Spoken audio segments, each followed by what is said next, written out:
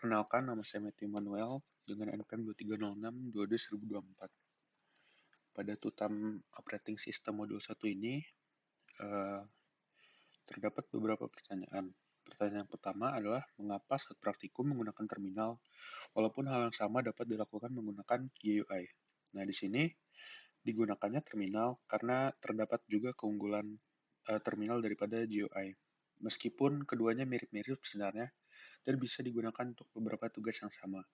Tapi di sini terminal kita gunakan karena dia bisa eksekusi perintah tanpa perlu navigasi melalui menu dan lainnya, sehingga akan lebih cepat saat praktikum.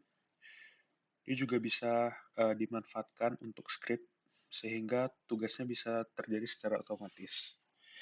Juga terdapat pula beberapa perintah yang tidak available di GUI dan available di terminal. Juga karena kita menggunakan VirtualBox yang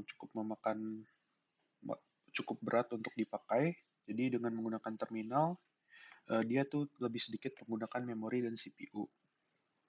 Nah, juga dengan terminal kita juga jadi mengerti dasar-dasar yang paling base-nya, sehingga bisa kita manfaatkan untuk yang lainnya.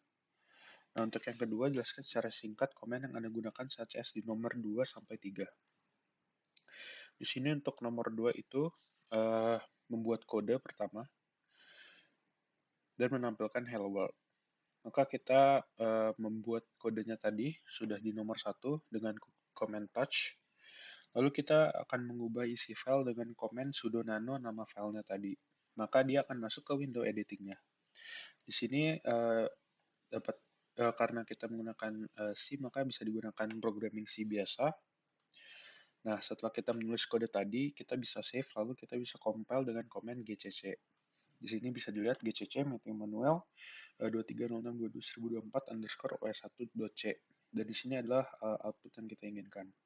Kemudian di sini kita bisa mengeran dan terlihat hasilnya. Kemudian untuk soal yang nomor 3, jelaskan mengapa Anda perlu belajar Linux. Nah, nanti saat di industri dibutuhkan Linux karena dia adalah salah satu sistem operasi utama untuk server dan cloud computing.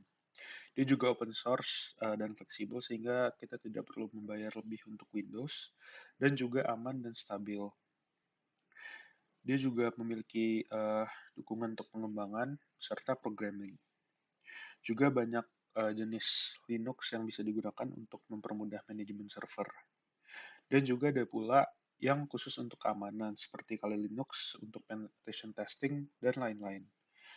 Nah, jika kita mempelajari Linux ini, kita bisa melakukan banyak hal yang tidak bisa kita lakukan di Windows. Begitu penjelasan dari saya, terima kasih.